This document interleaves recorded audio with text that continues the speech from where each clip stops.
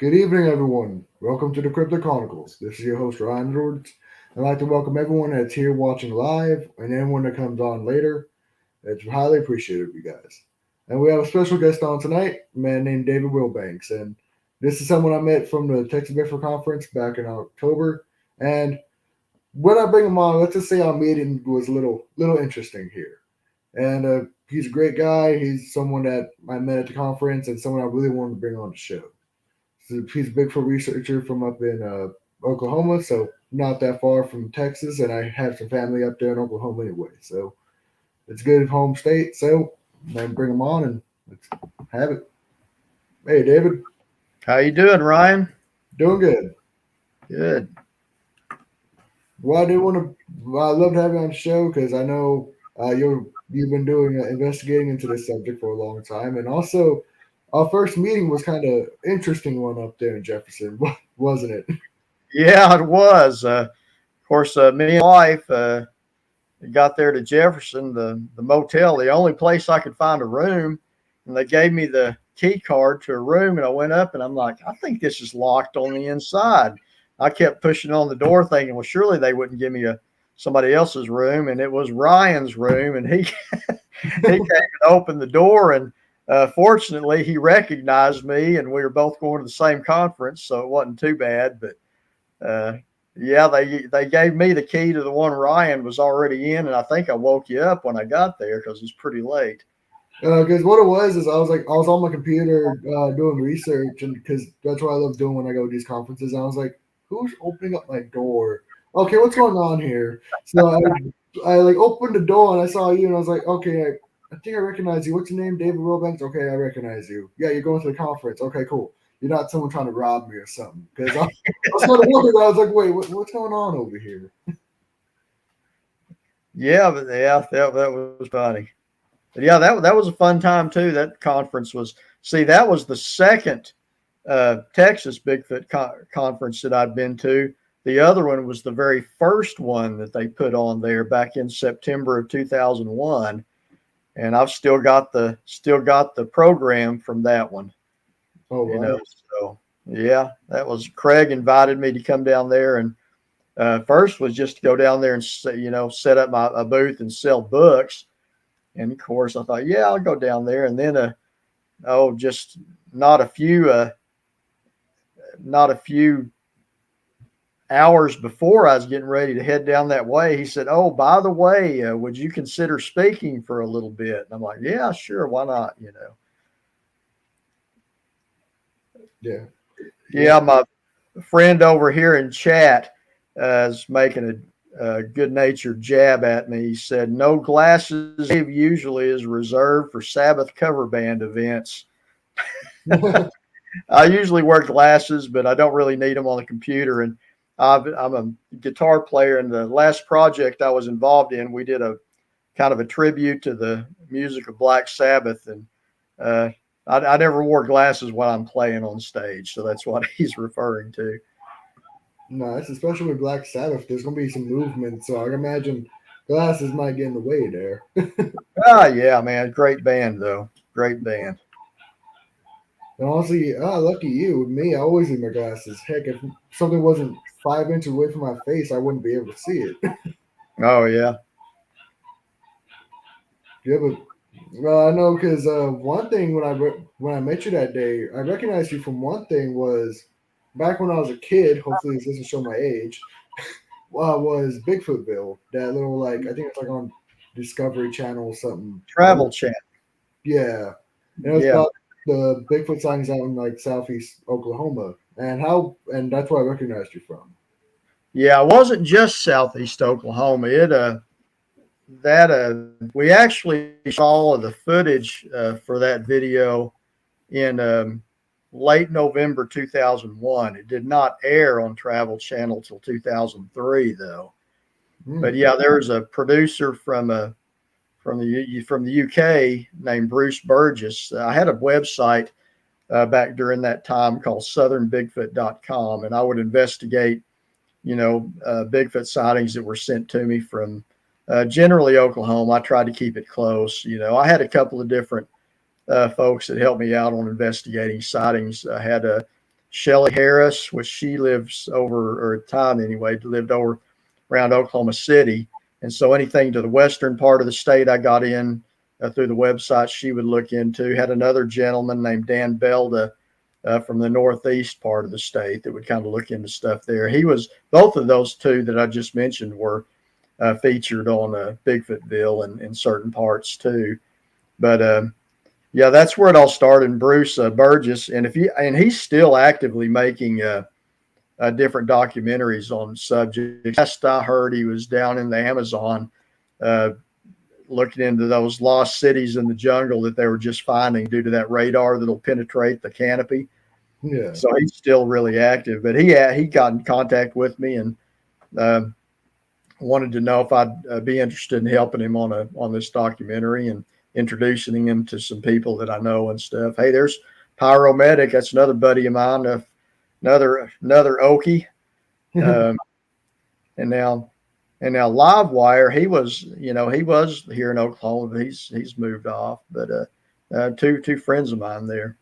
But anyway, I introduced Bruce to some of the people I worked with through my website at the time. And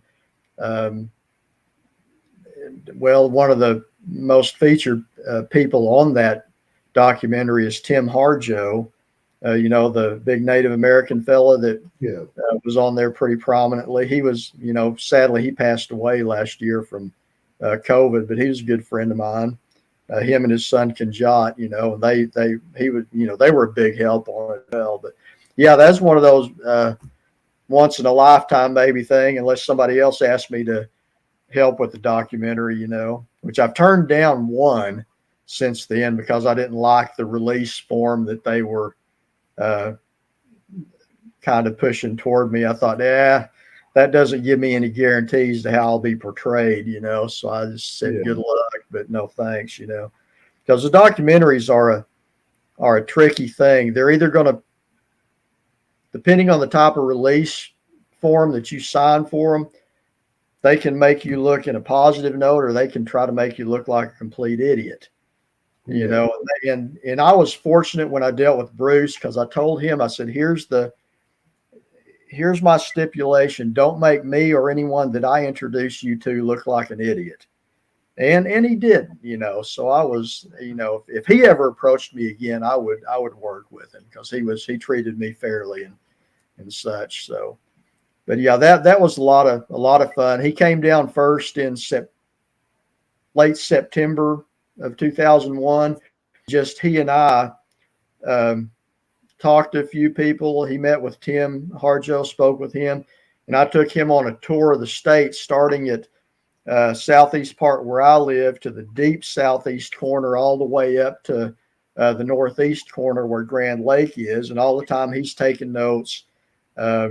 It's pretty funny because he was so hot-natured. I would be freezing to death driving, and you turn the heater on at all, and he in that English accent, he goes, it's quite hot. It's quite hot.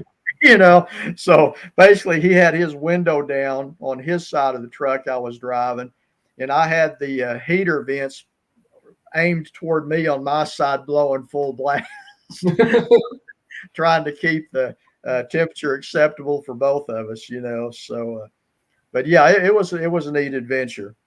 So, but that was that. It's still available. Matter of fact, if you go to my YouTube channel, Bigfoot and More, and go to the playlist section where it's like, I think the one labeled other Bigfoot or cryptid videos I like, or something like that. I've got a link to Bigfootville on it if anyone wants to watch that. Yeah, I know it's available on YouTube. I remember I watched it a couple years back because it's kind of a piece of nostalgia because I'm only 21 myself. I'm pretty young. So when I first watched Bigfootville on Travel Channel, it was like, when I watched it again years later, it's like a piece of nostalgia. And like, oh yeah, like this is something that got me into this field, saying that Bigfoot's not just a thing up in the Pacific Northwest, it's here down here in the South as well, and prevalent here in the South. So I kind of say Bigfootville is one of those things that kind of really got me into the subject and trying to do like research down here in the American South. Now, how old did you say you were? 21. Oh, okay. Well, gosh, you were. Man, you were just a year old when that was made then. Yeah, cause I know it would play on like every so often on Travel Channel back when I was like, right. They still play it once in a while. Once in a while, they'll throw it on there. But yeah, now Pyromedic over here made a comment. He said, I was down in those bottoms last week, nothing but side by sides as far as you can hear. He's talking about the river bottoms up there by Lake, where I'd actually investigated a Bigfoot sighting, a face-to-face sighting, actually by a couple of off-duty police officers, and that was intriguing. At that time, there were still people four-wheeling down there, but it's probably maybe a lot worse now. But yeah, everything's changing. Things are getting more crowded. yeah. You know, so. Because honestly, a lot of small towns, I know, especially in Oklahoma, have grown in the past couple of years, and now it could become a lot more people up there. Yeah, I don't know. I've got mixed feelings about it because I'm a small town guy, and I like them staying small towns. That's not to be discouraging to other people, but around Tallahena, and especially down in the deep southeast part of the state, a lot of folks from especially Texas have moved up into that part of the state. And I've made some friends that's moved up there from Texas. Matter of fact, Tanya and Chuck Court, they moved up from, I believe, the Dallas area to Tallahena, and they opened up that Bigfoot museum there in Tallahena. And if you're ever up in the Tallahena area, I'd highly recommend stopping by and checking it out. I've done 2 book signings there in it, and they're nice folks. Yeah, because I really want to go into Oklahoma because I know there's a lot of history up there. Because I actually have some family up in I think it's southwest Oklahoma, Tecumseh, up in that area. I have some family up there, so if I ever go up in Oklahoma, I'd love to go to like the Kiamichi Mountains in that area in southeast. Yeah, Tecumseh is more central. But yeah, the Kiamichi Mountains is a sub-range of the Ouachita Mountains. Ouachita Mountains go from southeast Oklahoma into quite a ways into Arkansas. So the Kiamichi, but there's a lot of little sub-ranges off the Ouachitas there in southeast Oklahoma. But yeah, it's all like my background on my screen here. That's a picture I took a couple of years ago in the springtime, right outside of the campsite where I was telling you about, where we had the rocks thrown into our camp. That's not very far from there. That's right. That's me. I'm standing in my campsite and took that picture. Oh, wow. So, and that's what it looks like everywhere, down there pretty much, unless you're standing in the creek. Yeah, because it's a lot of woods out there and a lot of bottomlands too. And those river bottoms, a lot of people believe those are where like a lot of Sasquatch move is along the river bottoms. Like look at Legend of Wild Creek, they always follow the creeks, and that's one point I know in a lot of Blackburn's research is them moving along creek beds and things like that. Well, yeah, and I mean that's where of course everything needs water to drink, but also Sasquatch, I'd imagine, is an omnivore like we are. So the prey items follow the creeks. I mean, that just makes sense. And down in southeast Oklahoma, especially, you can hardly throw a rock in either direction and not hit a creek. I mean, they're just everywhere. A lot of water sources everywhere. I don't know, unless it's just extreme route. There's no reason for anybody to starve of thirst down there, because there's just every ridge you go over, there's another creek, another creek, another creek.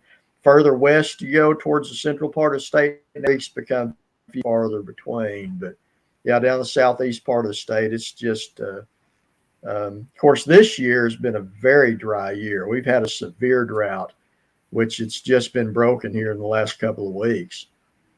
So, but yeah, the Kiamichi Mountains, that's that area of the state southeast is the biggest concentration reported Bigfoot sightings. Hmm. And I know that's why you've done a lot of your investigating, and I know especially that one of your books is based on your research into the Kiamichi Mountains. And what type of findings and research have you done in that area with Windows of Sasquatch?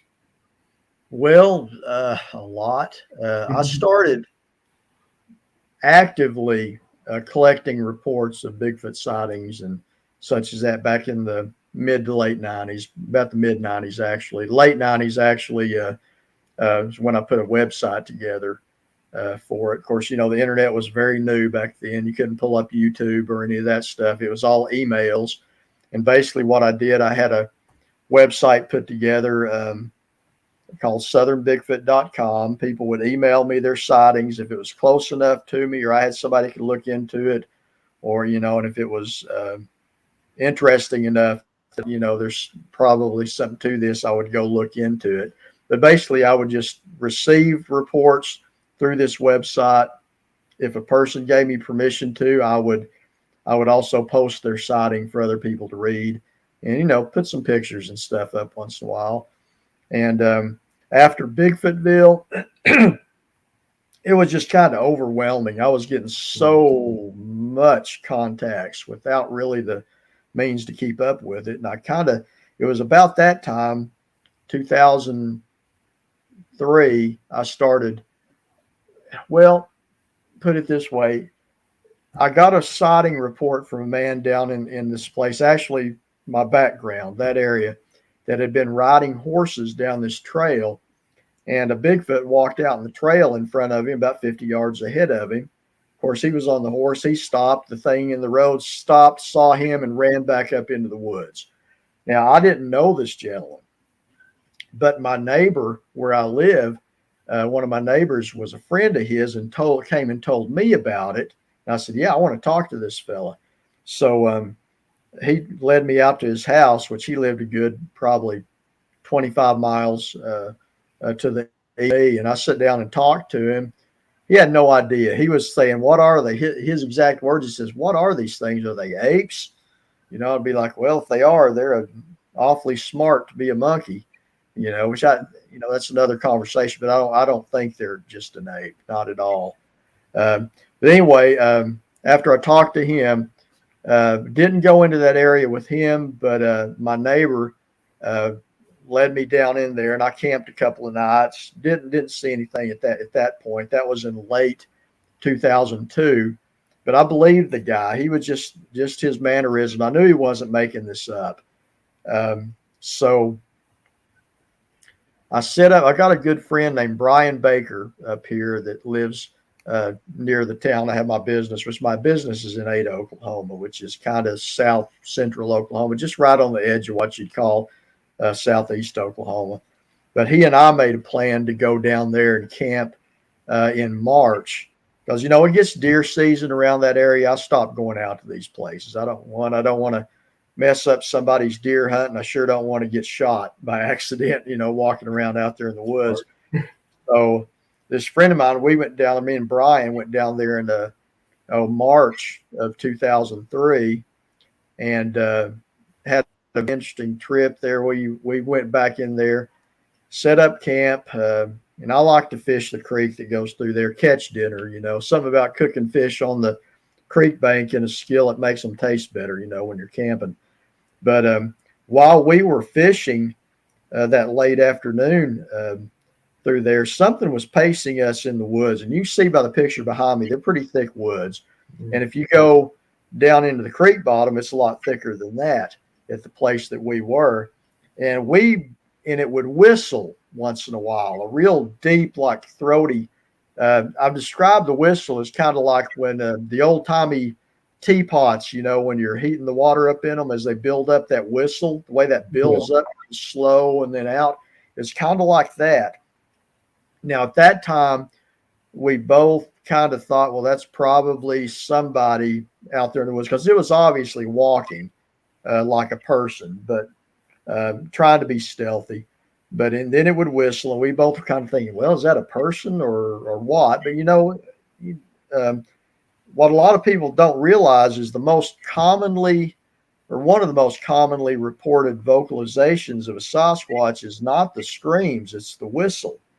And those reports of them making the whistles goes back a very long time. Matter of fact, if you see the like the masks of up in the Pacific West of the Squaw, which is the Sasquatch female that will come and steal children and stuff, her lips are always pursed, like she's whistling. The reason is because they was said they would make a whistling noise. So, but anyway, at that time, we're still thinking it's probably a person. Now, later that night, we go back into camp. I fry up fish in the skillet and all that. We had set out, and I was talking to Brian here the other day, and of course, he brought a bag of these apples, set them out, and something did take the apples during the night. Didn't leave a mess like a raccoon eating them or whatever. They just simply were gone. Of course, a bear could have taken it, and of course, a bear would have just picked it up and walked off with it probably. So, but anyway, late that night, after midnight, we were both asleep, but we were awakened by a very loud crash right at the edge of our camp, about 20 foot from where we were sleeping. And so we jumped up and went and looked, and right up at the base of this big tree, oak tree, about 20 foot from where we were sleeping, there was a rock about, I estimate the weight about 25, 30 pounds, had been thrown with against this tree. And we could see where it had hit the side of this tree about, 4.5, 5 foot off the ground, chipped into that tree, and then fell down onto the ground under the tree. So after that, we didn't sleep anymore that night. We were. Now, I've heard people say, well, that was aggression. I said, no, that was letting us know it was there. Aggression would have been throwing the rock right on top of where we were sleeping. Yeah. So that did not happen. But it definitely did get our attention. And the next morning, hiking around the camp area, we found in the leaf litter, which consisted of, just regular like hardwood leaves and pine needles that build up thick there, what looked like foot impressions in there from where the rock would have been thrown from on the other side of camp, which still, it's amazing to me, something with the strength to pick up a rock that big and throw it across that end of camp into that tree on the other side. I mean, I could pick the rock up, but I sure wouldn't be throwing it anywhere. Yeah. And right there was a trail crossing. There was a mud hole there, and I could see at the edge of the mud hole, it looked like there was a heel print that was not completely covered with the water.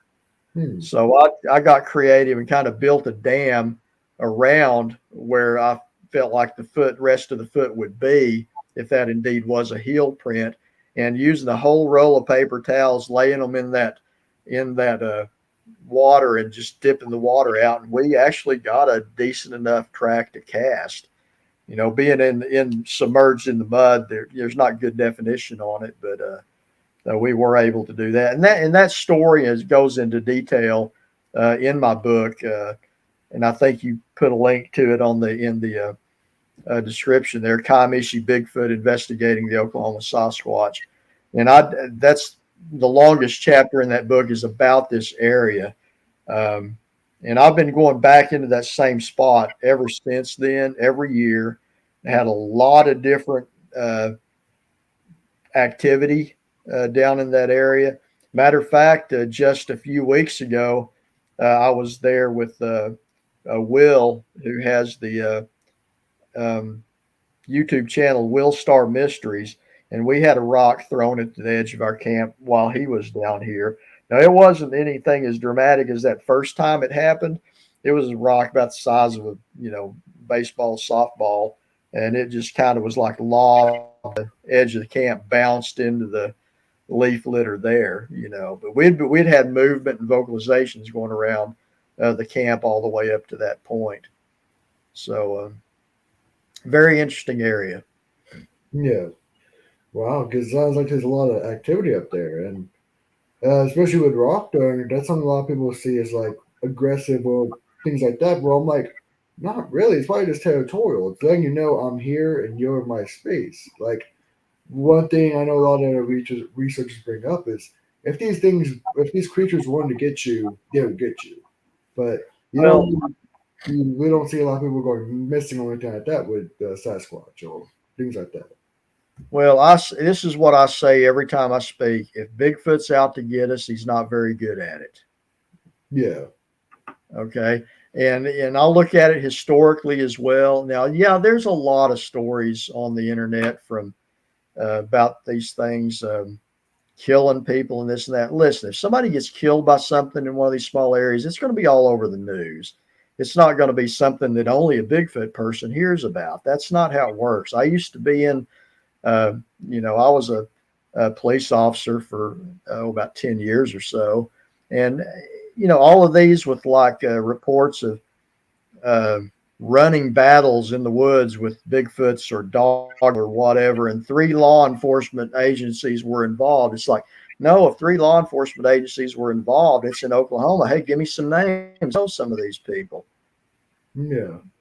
yeah, and there'll be a police report. That stuff that if there's something that goes on and police are involved, it's not going to just disappear. yeah. Like I know, for instance, I know one event that I believe took place up in Oklahoma was back quite some time ago. Was that whole Siege of Hanobia story Mm. about that family does being attacked by Sasquatch, things like that. I know that happened up in Oklahoma, supposedly. Yeah, that was there by Honubi. I didn't investigate that. That was a BFRO deal. Yeah, But arguably that is what put Honubi on the map uh, concerning, Bigfoot. Now that's certainly not the first time there was Bigfoot sightings or whatever in that area. Southeast Oklahoma in general. I mean, all of these places that, like the place I was talking about that I go down to uh, in those valleys, there, the fella Livewire there, he's been down into that area with me, and it's very remote. I mean, but as far as like how far is it from all these little, put it this way, these little towns down there, Pushmataha County, LaFleur County, over into McCurtain County, when you look on a map, uh, a lot of them's 30 or 40 miles from each other, if that. I mean, you got Clayton, there's a lot of sightings around that area. Broken Bow, but Broken Bow's awfully crowded with tourism lately. I mean, you can think you're in the deep woods around Hochatown, which is just north of Broken Bow, and it is just so congested with tourism now. I don't even waste my time there anymore. Um, but those places where you're talking Honubi, Broken Bow, Clayton, Hartshorn, um, Neshoba, Smithville, they're not that far away from each other as the crow flies. So I think a lot of these places, when you take a creature the size of a Sasquatch, um, they probably cover quite a bit of territory. So I would think maybe some of the ones that interact, that maybe Livewire there that was around his family's house, maybe some of the same group that I may be encountering there in the lower Kiamichi Mountains. Because here's the deal: these things are nomadic, and this is me talking evidence that I look at, and most people I think would agree. Any large creature, I'm not going to call these creatures animals, because if they're an animal, they're the smartest animal that ever was on the planet, because they're smart enough to know we're bad news and they try to avoid us. But they don't stay in just one spot all the time. Any creature in one spot consistently is going to leave tons of evidence. Bedding areas, scat, this and that. The evidence you find of Bigfoot is usually of them passing through the area, leaving footprints, maybe arguably a tree structure of some sort. And of all the evidence, tree structures are the ones that I'm the most skeptical of. Not that it doesn't happen, just if I see like somebody shows me what they call a tree structure, first thing I want to ask is, could a person have done that? Okay. The second is, what evidence is around said structure that would lead me to believe that a Bigfoot done it and not, you know, not a person, not naturally occurring, because nature does some strange things. Okay. Now, if I find say a sapling or whatever that's twisted or been bent over in a certain way, and none of the other areas around it is damaged at all by other weather, and lo and behold, here's some Sasquatch footprints there close to it, I think there's pretty good chance that that would be. Matter of fact, the gentleman in chat over here, Livewire, in my book, I've got a picture of a tree branch about yay big around that something had taken and twisted, not bent, it's twisted. Okay. Now, and here's the other thing from it. That's about 6.5, 7 foot off the ground where this branch is. No other tree damage around it. And it's right along this game trail where footprints of this Bigfoot was coming up close to his house and observing his children play and stuff. So that made me interested enough to say, you know what, that may well be a Sasquatch that did that. So that's the way I investigate things like that. Process of elimination. Yeah, that's a very the proper way to do things, I believe, because it's like, I know that I've heard a saying, if you have Bigfoot on the brain, if you go into investigating only thinking Sasquatch, of course you're going to find evidence for Sasquatch. So if you go in and Sasquatch is your last possible option, you're like, okay, this could be bear, this could be deer, this could be human, this could be a hoax. You never know. But if Sasquatch is your last possible options, that's how you really find the best evidence. Because if you just have a bunch of evidence on the table, but only 5% of it's actually true evidence for Sasquatch, you're kind of just putting a lot of data out there, but not proper data. And that's right. like, Let me be very clear. I'm not saying anything. I'm not being critical of anyone else's methods that they use or whatever. I'm speaking for myself. Okay. This is just the way I do things. Other people have their own methods and stuff. I'm more power to them. We're all looking into the same mystery and trying to make it make sense. But yeah, I call it monster on the brain. If you go into the woods with monster on the brain, you're going to find a monster. yeah, You're going to see whatever's eyes shine back at you. That's going to be a monster. When you don't want to do that. In fact, there's a lot of times I go camping down into this area here, and I solo camp down there a lot. I go by myself a lot, and there's several of those down to, and it's just a nice camp trip. Nothing happens. Matter of fact, on my website, I've got videos where I'm videotaping cottonmouth, water moccasin. Reptiles is another hobby of mine. I'm somewhat of an expert on snakes here in Oklahoma. Matter of fact, the local PD here, they would used to, before I was doing any of that, they would even pick me up from my store to go remove, a snake from somebody's house once in a while, stuff like that. So that doesn't bother me. But anyway, yeah, there's some of my videos that I've done down there that's just, based on, just the camp trip and stuff. And then sometimes some strange things happen, down in that area.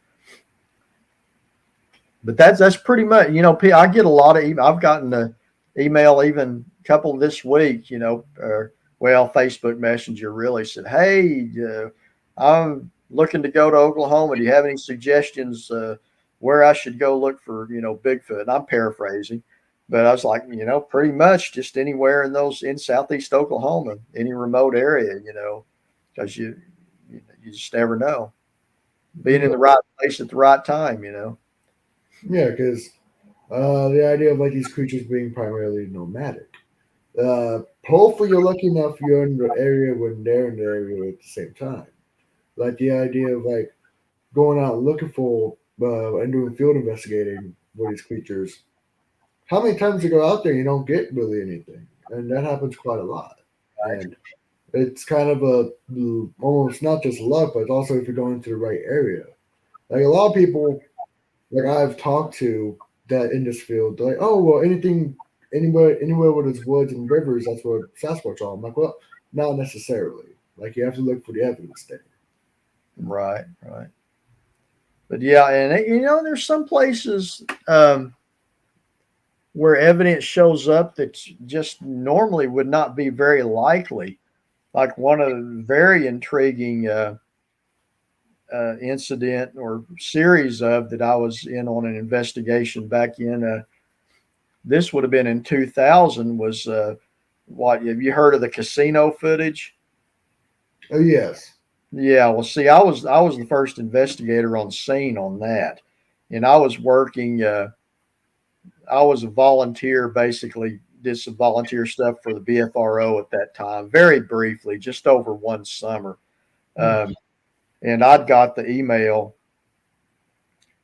I'm still trying to remember, and I believe it was directly from Matt, but it might have been from Matt to a gentleman named Roger Roberts, and then pinged over to me in the email. But anyway, uh, I was closer to this area than they were, uh, and wanted to know if I'd go look at it. And I was like, and it was out there in western Oklahoma, west of the city, and it's mostly prairie there. And I was like, oh man, why would a Bigfoot be doing way out there?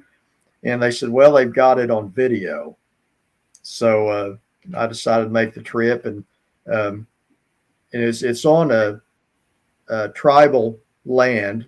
And what it was this Bigfoot was coming up trying to get into a grease trap behind this casino late at night, and they had it on surveillance video, and we were able to by the light pole that was beside the grease trap, we were able to measure up and determine its height to be over 9 feet tall. Oh wow. That rules out a person in a monkey suit.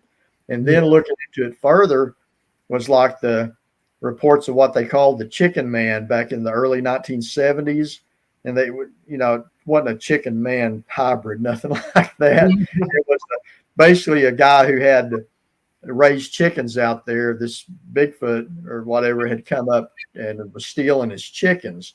So they called it I believe the newspaper article called it the abominable chicken man. And that was only a few miles from where this casino footage area was. So, but it's not, like I say, if you're ever in southeast Oklahoma, just the amount of woods and cover and all that, it's not hard to imagine that. But you get out on the prairie where the heavier wooded places are going to be just along the creek, and most other places are very not much as far as cover. So, but that was a surprising one, but it had a lot of evidence. Oh wow. Because I know with the casino footage, I believe the casino didn't release that footage to the public, so I know not a lot of people have seen it. Matter of fact, if I hadn't seen it myself, I would probably just say it's just another one of them things that, oh yeah, another one of them things that supposedly happened but nobody's seen. Yeah, because with me, there was 3 of us that were allowed to see it that were with me at the time. It was me, the other investigator with the BFRO named Roger Roberts, and a friend of his that I don't know the guy's name. He wasn't a Bigfoot guy. He was just a friend of Roger's that came with him. Now, I do think shortly after that there were a couple other people that seen it. But then again, I've heard other people talk about seeing it, and what they're saying they saw is not what I was shown. So all I can attest to is what I saw, which basically it's just a few seconds. You see it approaching the grease trap, and as it gets into underneath the light, you see its whole body materialize. Not supernaturally, just become more visible under the light, and it leans over to place its hands on the little square. It looks like a dumpster, okay? Yeah, but on the there's a smaller square lid that they can lift up and put the cookie treats in. And I've got a picture of the dumpster and all of that with the person standing beside the light for reference. And at the house, I've got a picture of the thing's handprint and the grease on it. The thing's the fingers are like this wide. I mean, of course, little over 9 foot tall creature. So, but yeah, that was, I feel very, very fortunate one to have seen that. Yeah, because that's a very rare video to see. And actually, I think you're actually the first person I've talked to that has actually seen the video. Because I've talked to people that have talked about it, but you're the actually first person I've talked to that has actually seen the video itself. Well, you had the security people at the casino, and I, they've seen it, and probably, and no doubt, several tribal members and employees of the casino. But as far as just uh, outsiders like myself, I don't think there's very many that have. But yeah, it's a neat piece. I'd like to see it again someday, But Yeah. yeah. But it's probably under lock and key, and it'll come out whenever they want it to come out. Because especially with tribes, things. Well, they're not. Yeah, they're not looking to get attention off of it. Yeah, they already know it's there. So to them, to them, people started showing up at the casino wanting to see that instead of gamble and spend money. So it became kind of a nuisance. Yeah. After that. So, but anyway, that was my little brush with that mystery. Oh wow. Yeah, because I know, especially because a lot of people when they think of Oklahoma, they think of this Western Oklahoma, like Oklahoma City. Exactly. That's all prairie and farmland. And yeah, matter of fact, Will, who has and Cornell, my good friend Cornell, who has I'll give him a shout out here too. He's from Massachusetts, Cornell Hanratty. He's about as Irish as you can get, and he has a YouTube channel called the No Such Thing Podcast. And he's come down to Oklahoma. Will, from Massachusetts. Will came down from Ohio, and they're both saying the same thing. This is not what I thought Oklahoma would look like. Yeah. So it's a very diverse state, as Texas is. Texas is extremely diverse. Yeah. You get up in, northeast Texas, like where Jefferson is. It looks a lot like around southeast Oklahoma, minus the mountains. Yeah. So that's the thing with Texas is a lot of people when they think of Texas, they think cowboys and open prairies, and that's not all the state. West Texas, we have deserts and mountains. South Texas, this is what a shrubland is, and pretty much shrubland all up until North Texas. When you go to East Texas, that's literally rainforest damn near.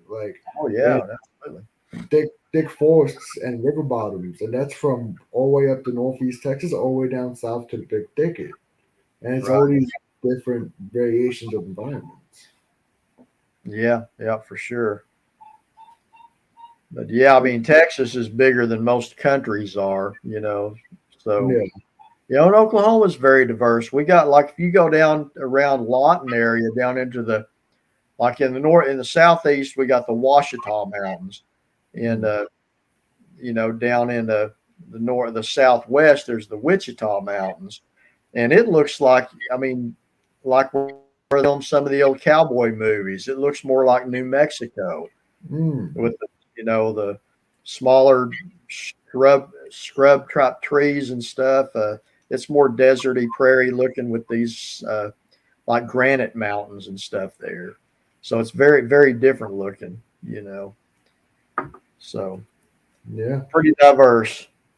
Yes, and a lot of those environments wouldn't probably be right for a Sasquatch unless maybe it was like with the casino footage you're talking about earlier. That's all shrubland. Maybe it was just moving through, possibly, with these creatures being nomadic. Well, where it was coming from, if you go west of that casino, there's a heavily wooded area, which probably not more than 80 to 100 acres, maybe this spot. But there's also a lot of natural springs in that area too. So I think somebody's asking me if I'm online. Let me look at this real quick. Of course. Might bring somebody else over. Oh, somebody's watching it. Said This question for you: Is your host wearing a smoking jacket?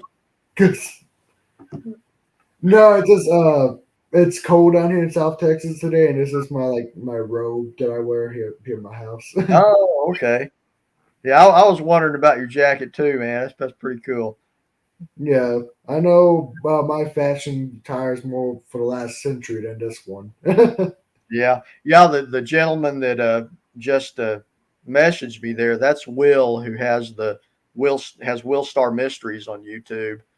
He's got a great channel too, and so he's watching, I guess, as well. And he's the one here just a few weeks ago and had that happen where the rock was thrown into our camp there. So we both got some good video. He's got, I think, a 3 parts, maybe 2 or 3 parts that he put on his channel, and then I've completed mine with this part 2 last week and put up.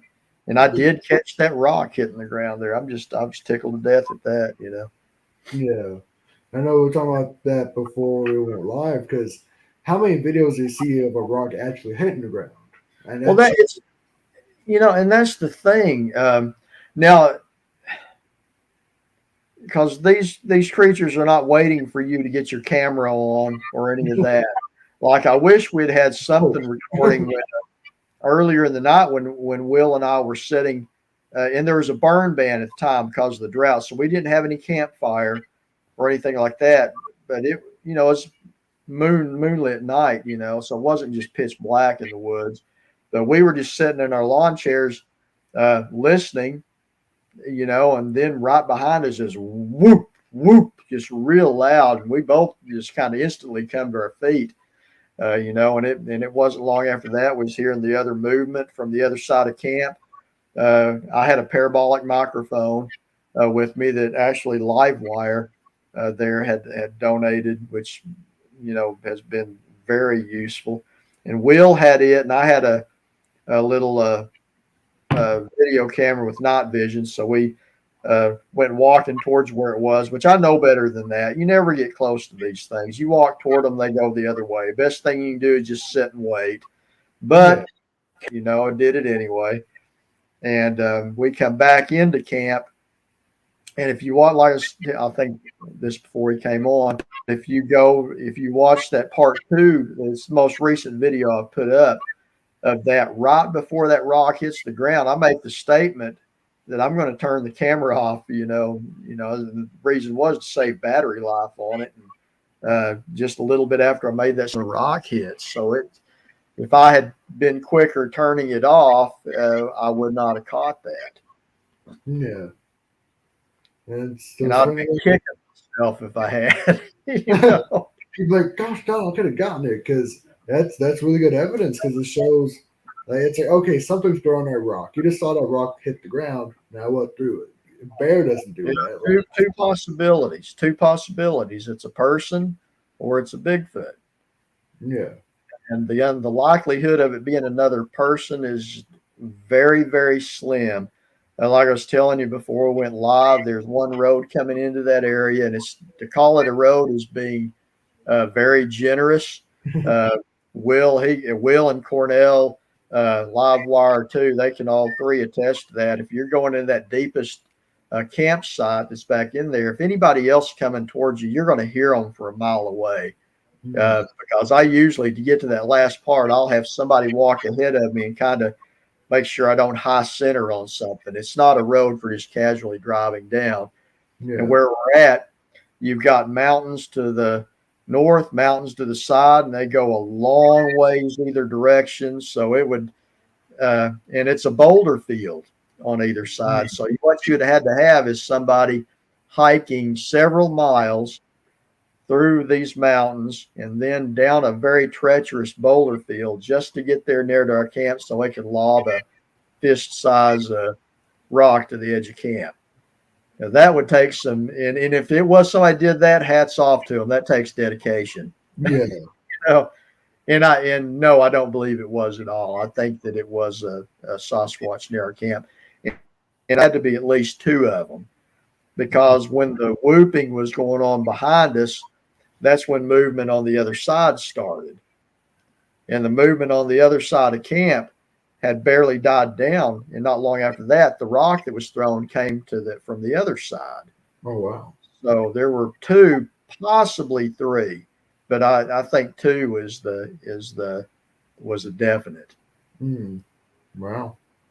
Because a lot of these events show that there's something else going on. Because a lot of times there's sound on this side of camp, then the sound on the other side, and nothing can be that fast. So it shows it's something that's one or two somethings around you, at least more than one. Right.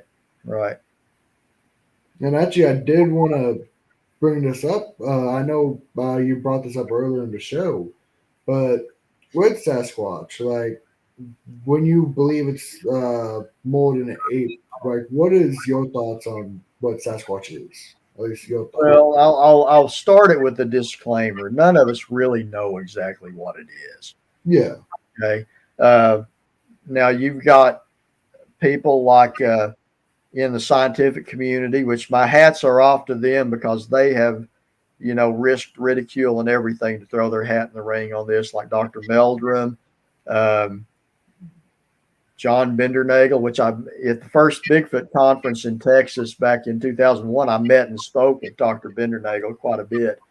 But they're looking for evidence within their expertise, what they would do. And this was very common, especially in the late 90s and such, when they were looking at it. Grover Krantz is another great on that. And in research into it, at least at that time, they were really heavily looking into it as possibly being a remnant of a previously thought extinct South Asian ape called Gigantopithecus blackie, which that's the closest thing that they could figure it might be. And I've never, I shouldn't say never, because early in the early days I probably entertained that too. But there's nothing that we can tell. All we've got of Gigantopithecus is some partial jawbone or two and several teeth. And what evidence they have, this is basically a gigantic orangutan. Yeah. DNA shows it's an orangutan. An orangutan is not a biped. And that would have taken, and this is just me. Somebody prove me wrong on it, and that's fine too. But why things don't leave their home like that if they're comfortable there? What would happen in South Asia that would make these creatures leave the place where they've got their native food, their native, all of this, to hike all the way north across the icy Bering Strait into a new land where none of its native food is? Okay, an orangutan is an herbivore. Okay, from what reports we get of the Sasquatch, they're an omnivore. Yeah. And we have reports of them eating plants. We have reports of them stealing deer that's been shot and running off with them and stuff, eating meat and stuff, which makes sense. They need the protein and stuff to go on. So, doing detective work like that. And of course, that was a long time ago. These were thought to have gone extinct, like, 100,000 years ago or so. So no, what did happen back then? We don't know. But what would make them want to leave that area and come all the way up where none of its native food and stuff are? I think those are valid questions. And an ape's foot looks very different than a human foot. An ape's foot's almost hand-like, made to grip, So it would have had to evolve into the humanoid-looking foot that we attribute to the Sasquatch now. I just think it's got to be something very different than something like that, and it's got to be of a lot higher intelligence, because it's been able to avoid us and evade us so successfully for so long. I just think, again, this is just me thinking out loud, but when we find a population of chimpanzee or gorilla or orangutan in the wild, that primatologist can pretty much show back up in that general area and study them. Yeah. Where on the other hand, with the Sasquatch, we seem to have a highly nomadic, and when I say highly nomadic, I mean within an area. even if it stays within the Ouachita Mountains, that is a lot of territory that it can migrate through back and forth and around, So, but we're just not seeing where they stay in just one area all the time. If it was where I go, every time I go down there, I'd find tons of evidence, and I just don't. But every once in a while, I do. So I believe they're probably closer related to us, maybe very closely related to us. Let's look at and I bring this up to anybody that's watching over here in the chat or whatever that's knows me very well. All this is old news too, but Pacific Northwest with the some of the tribes up there, there are stories of all this lovelorn male Sasquatch stealing a young native maiden and taking her up and even producing a child with her. Yeah. You've seen that there. And in the last one I know about that, she lived up into the early 1900s, and her on Will Star Mysteries did an excellent video where he looks into that. Now, if those stories are true, and not just stories, but if they are true, and there were an occasional child produced between them, they would have to be very closely related to us for that to be possible. Yeah.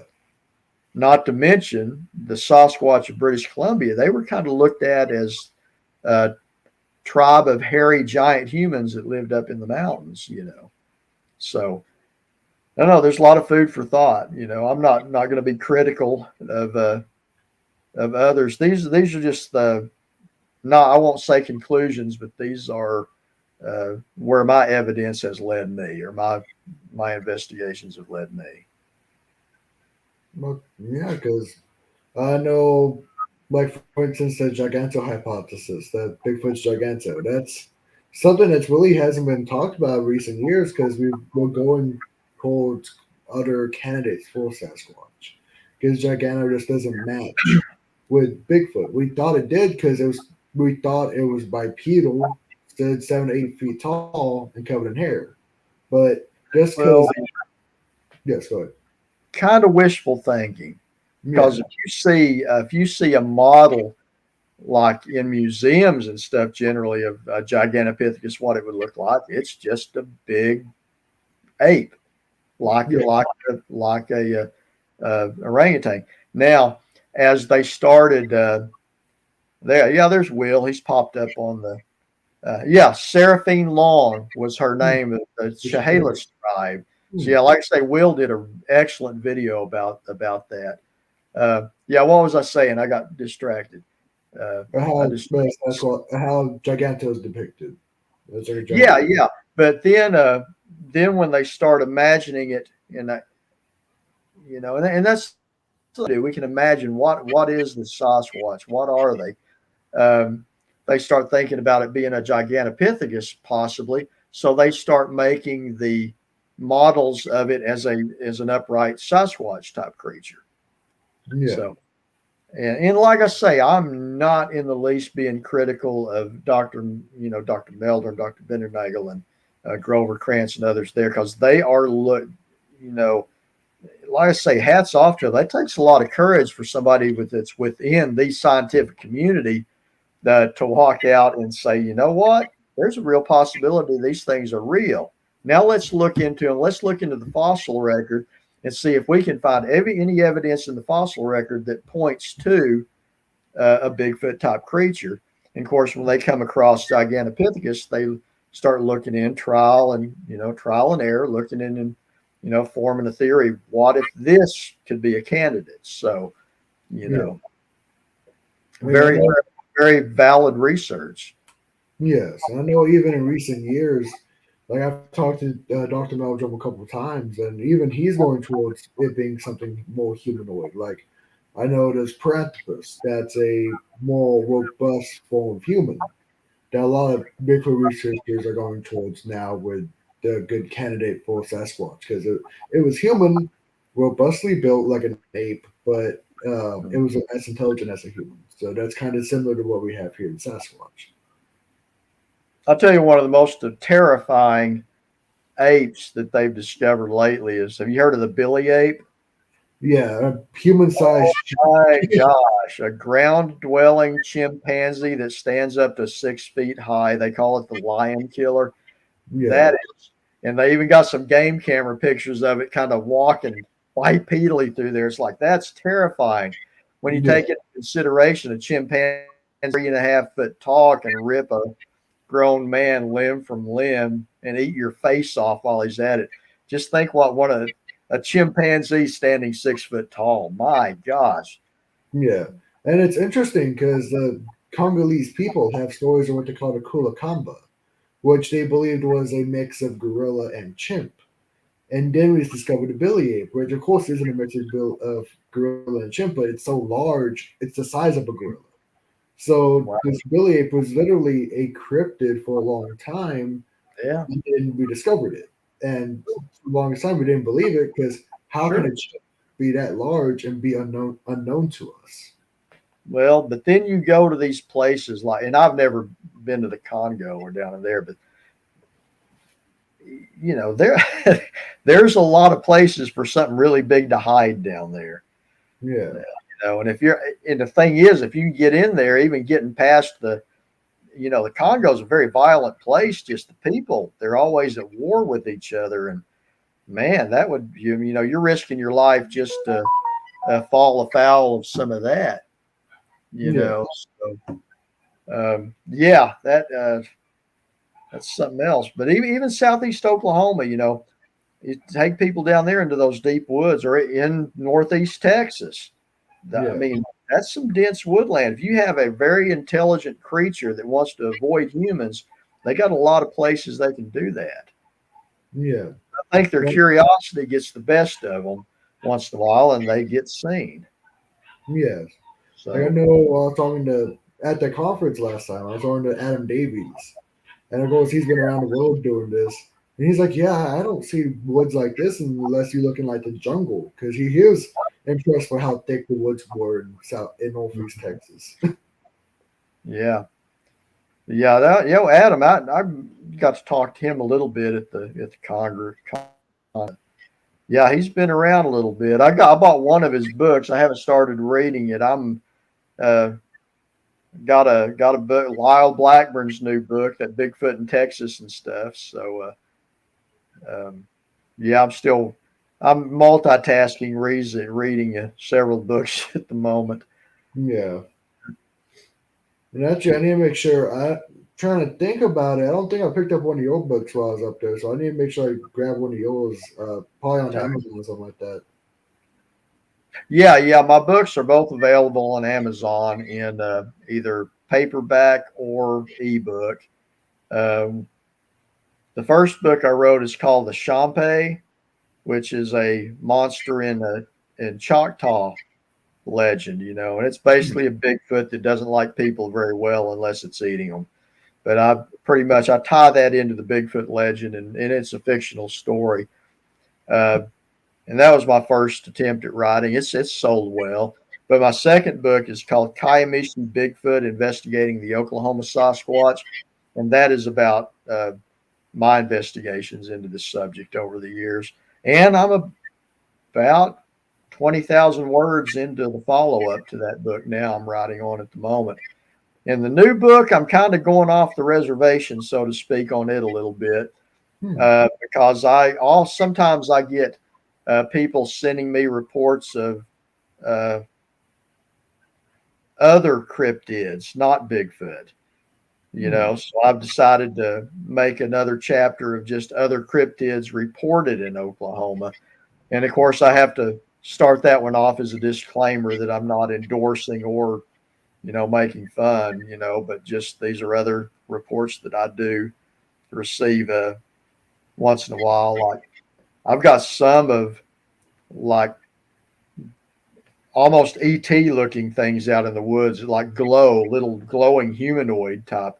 And I've actually received two or three, and those are from not far from where I live, which I don't know what to make of those. And of course, lately, there's the whole dog man thing, which I'll get Yeah. reports of that once in a while too. But that's my main interest is Bigfoot. Yeah. And I've always been of the mind that the dogman thing, if that's a real phenomena, that has to fall into the anomalous category, because I just don't see that as a naturally occurring thing.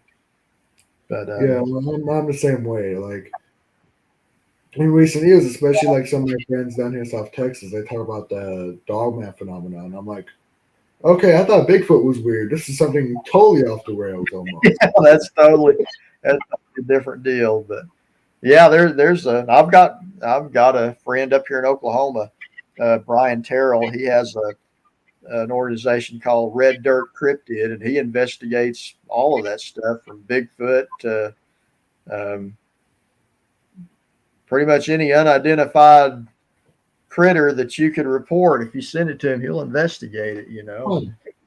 Matter of fact, on the other cryptid part that's going to be in my next book, I'll pretty much let him have the say about the dogman thing, because he's looked into that historically and everything, and he sent me a paragraph on that, and I'm going to let him have the say on that part. But anyway, yeah, you was talking about earlier about what people think that Sasquatch is. Back in the 90s and up into the, even now, a lot of it was they were looking at it as a previously thought extinct ape, primarily Gigantopithecus. Some people are branching off and what about Homo erectus, or what was the one you mentioned? Prantipus, and I know Australopithecine also has been brought up. Yeah, Which, Australopithecines were little guys. yeah, they're like 5 feet tall. So And here's something to keep in mind with the Australopithecines: the way their hips were built, they wouldn't have not have had that graceful bipedal locomotion yeah, toward the Sasquatch. And like what I've seen, like on the video of the casino footage, that thing moved very gracefully and naturally bipedally. yeah, The one that I encountered personally, that I seen a small amount of time, just a few seconds. It was a small one. It was only 4.5, 5 feet tall, across a creek from me. When I focused on it and it saw me looking at it, it left the area quickly. It went through the brush almost silently. I didn't even hear it going through there, but it was just grace. I mean, my goodness, it was not like a monkey or something like that. So it's totally different. Yeah, the Australopithecines, the way they would have walked, they would have kind of hobbled. it would have been a really choppy bipedal locomotion because they were just the beginning of it. So their pelvises and their feet weren't. It was still very much built for the trees, but they were just becoming bipedal. Right. Well, they needed to get up those trees quick back then, because them lions would eat those guys like popcorn. Yeah. you know, the, um, I try to stay away from the whole evolutionary deal, because that brings up a whole nother controversy there. But Yeah. that stage of development, they were very low on the food chain. Yes. You think about the megafauna and stuff that was around at that time, and even us. You take away our tools and stuff in our brains, we're just easy to catch, and hope we don't taste good to them. That's all. But yeah. but now, like Homo erectus and stuff, that would not have been that big of a creature. My thoughts on it, and of course, they're finding new types of human in the fossil records. Seems like fairly regularly, like the Denisovans. Yeah. And some of these, it really hasn't been that. Some of this evidence was discovered decades ago, but it's just now really being studied and stuff. I think the Denisovan cave, when did they find the first evidence of those? I think that was actually back in the I believe early 90s, late 80s, but really it wasn't really talked about 2009, 2010. Okay. But yeah, that's fairly recent. But I have not read this, but I've seen some article the other day about another type of human early human that was found. And I have not looked into that yet. But yeah, I mean, I think the past is still mostly unknown, and we may find evidence of what exactly fits the Sasquatch at any time. Yeah. With the record. But that brings up, what do they do with their dead? Do they dispose of their dead? Yeah. Do they bury their dead? Do they consume their dead? Do they, what do they do? Yeah. And like that's brought up, like, for instance, if these creatures were something that's more akin to human, would they have more traditional ideas of death and afterlife and things like that, like how we have, as in like burial, or if these were just apes? A lot of apes, when they die, they go off into caves or by themselves in the deep woods and die. So maybe a lot of animals do that. Elephants, you heard of the elephant graveyards where they'll often do that. Or, I mean, I remember, growing up, sometimes you had a dog that got really old, when they got time to die, if they had the choice, they would sometimes wander off and just go somewhere and die alone, like that. So, I mean, we don't know, but the Sasquatch is just such a neat mystery. Yeah. But I mean, I digress, but other than just the different types of early human that people think they are, or extinct ape, the Sasquatch thing has gone off in so many different directions lately. Probably the most recent is the whole Nephilim thing. Yeah. And I'll, and again, I'm not critical of anybody that comes up with different ideas, but I'm definitely not in that camp. There's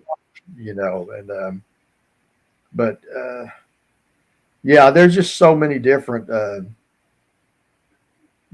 thoughts on it. But back me into corner, I'm going to think that there's something totally different, but very closely related to us, and smart enough to know that humans in general are bad news and they avoid us to the best of their abilities. Well, I even interviewed, who Ron Moorhead is? Of course, yeah, Sierra Sound.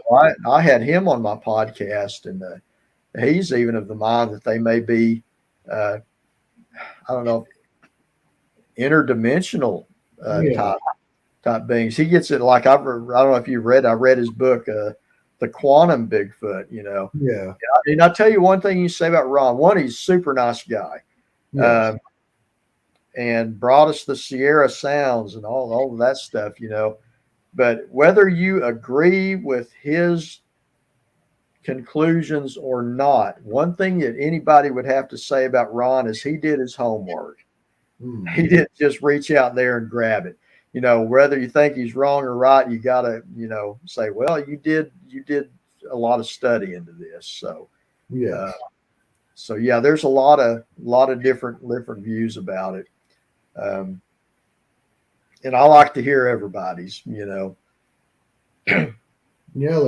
point, unless it's just somebody trying to, hoax me with obvious BS, I don't have time for that. But like at the conference last year at Jefferson, like there's all types of perspectives and viewpoints, and that's what I love to hear too, because it's like, okay, your viewpoint might be different from mine, but let me see where your research is, and let me see how maybe ours can correlate in a way. And that's why I love talking to like researchers that might not exactly think the same thing as you, because you have to think outside the box with this phenomenon. Oh yeah, it's definitely outside the box. I really like what Lyle Blackburn does. He really does a great job of, I guess, documenting all of these different sightings from different areas of Texas and stuff like that. I've got several of his books, on subjects. And this last one, the Texas Bigfoot, there's a lot documented in that I was unaware of from different areas of Texas and stuff. So, I'm actually reading it right now, and there's a lot of stuff in it that I'm like, oh wow, I didn't even know there's stuff in that part of Texas being seen, like especially in like the West Texas area. For sure. And yeah, because like documenting this stuff is really important because a lot of times with families, especially, they might talk about Bigfoot, but they don't talk about it with anyone else, and then those reports and those stories kind of just get lost to time, and that's why it's important. Like when people reach out to researchers like you, for instance, and talk about their stories, talk about their sightings, because it kind of just adds to the story of Sasquatch and all that. Right. And like especially with like Oklahoma, especially with Oklahoma not being seen as a Sasquatch state, but there's stuff out there, especially like southeast, because I think Arkansas, Falk, Arkansas, that's southwest Arkansas, and all that area is full of sites of different things. Yeah, I mean, you're in that same general area as like Jefferson, Texas, and it bleeds down into the big thicket and all of that. And I like to dig back further in history. Like, were there anything was any of these things reported back in, say, the 1800s? What was it like in the native folklore? And like in Oklahoma, the like southeast Oklahoma's Choctaw territory, but that's pretty recent Choctaw territory because Choctaws came from like during the Mississippi area. So I'll be curious, and I don't know um, what tribe would have been originally in, like, say, the McCurtain County area back then. But I'd like to know, well, what was in the original folklore of the people before white Europeans came over here and started, you know, uh, relocating people and stuff like that. Yeah, So, because actually, good thing you brought that up because it actually brings up something I wanted to ask you. 'Cause I heard you mention LaFleur County, and in recent years, a lot of people have been bringing this up to me because they hear me doing research about Bigfoot here in the South. But have you ever heard of supposed LaFleur massacre? That's yeah, like, what is your thoughts on that? At least with that story, like, do you never think have. It's a story. yeah, that's Most something. most I can find on it. Of course, I've got a guy here that's in town. One of my friends. He's in his 70s. Grew up. That never happened. He said that was a made up story later on. From the best I can find, it was a story that was made up back in like the early 90s. But there's a lot of these stories like that out there on different things that just popped up lately. Yeah, That's the thing. I've been investigating this subject long enough to have seen some of these things pop up out of the blue and all that. And it's a fun story, but uh, that's there's about all it is. yeah, like when I did research into it, a lot of people were asking me about it. And I looked into it, and stories about it don't pop up until like 1993. The Yeah, historical about papers it. don't talk about it at all. Yep. So it kind of just shows you, well, this is just a story. Then, if there's no historical evidence for it, it's most likely just a story. No, Well, it's not that there's no historical evidence. There's no evidence at all. yeah, And here's me. Yeah, there is room for Bigfoot fiction out there. I wrote a fictional Bigfoot story, but I don't put it across as anything but a fictional story. yeah, Uh, to me, I mean, the Bigfoot mystery is amazing enough, and there is enough credible stories out there, historical and otherwise, that we don't need to, you know, make just up. when we take stories like that and run with them, it takes away from the actual mystery, I think. Yeah, So, like you don't need to make up stories when you have amazing stories out there already. right, right. But Yeah, I mean, if I actually found actual evidence for that story other than what I have now, sure, I would say, well, whoop, I was wrong. There really was a tribe of Bigfoot stealing people and eating them and pulling the heads off of soldiers and whatever. But that didn't happen. yeah, and yep, because now I am noticing. I know we're getting a little later in the night, so I was going to say, if people did want to reach out to you, David, like how could they get to you, and but like a YouTube channel and things like that, how could they reach out to you? Yeah. Um, well, my YouTube channel is called Bigfoot and More.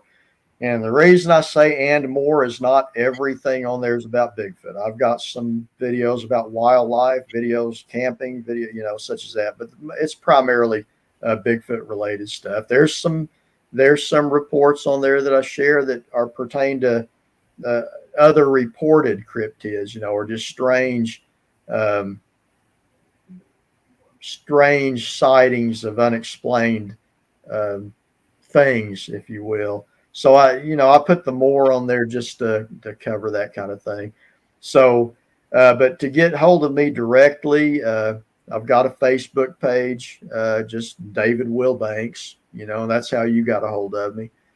You can message me there if you want to. If you, excuse me, if you have a report you'd like to share, or just want to get my opinion on something, you can email me at bigfootandmore@yahoo.com. That's bigfootandmore@yahoo.com. And if you're wanting to share a sighting or encounter with Bigfoot or any other type of cryptid, that's where you should send it, is to the email. And I'll do my best to answer all of them. So. Okay, perfect. When you have when you have this third book coming out, I'd love to try to talk to you then and have you come on and Yeah, promote. yeah, that'd be fine. And like I say, I have a day job and stuff, so I do my writing when I have a day off. I can just, because I don't know. You're a writer too? Yeah, Do you write when you get off work?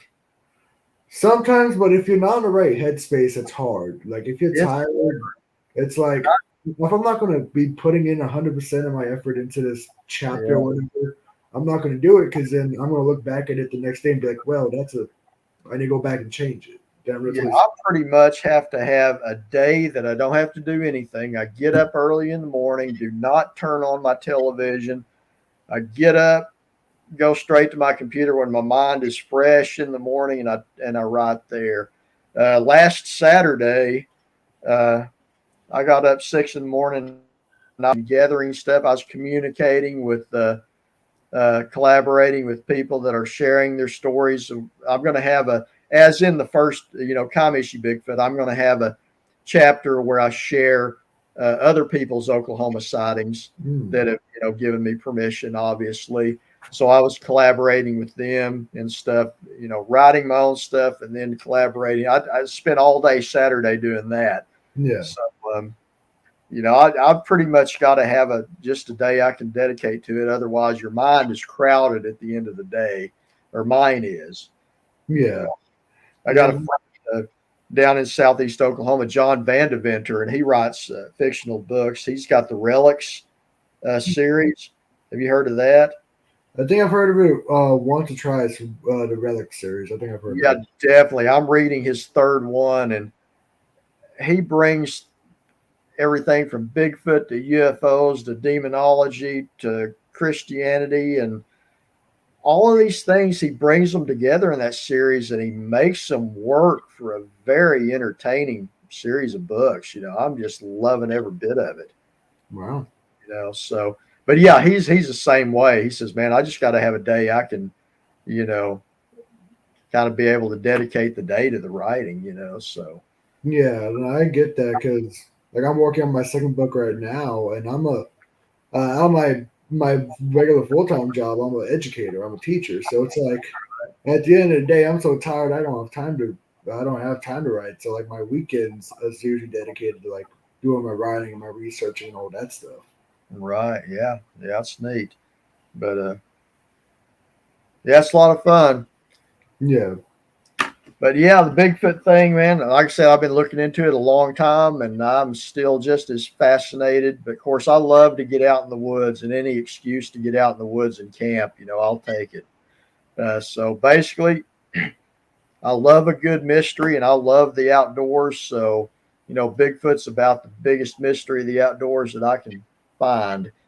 So I'm going to keep looking into it unless one of them carries me off or something.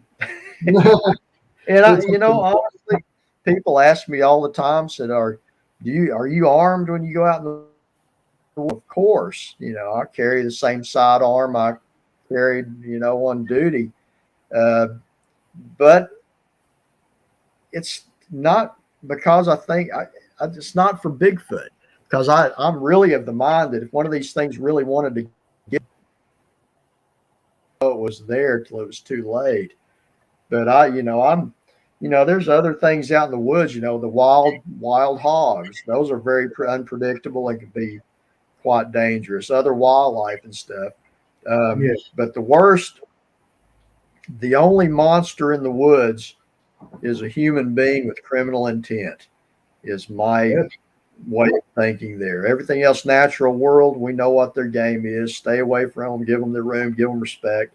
Now, I have in the past, I had some tweakers pull up in my camp one time and I could tell they were sizing me up or whatever. When they saw I was armed, I didn't pull a weapon on them, but when they saw that I was armed, they went somewhere else, but that's, and I honestly think a lot of, well, I shouldn't say a lot, but in Southeast Oklahoma, every once in a while, you'll see a person missing or something like that.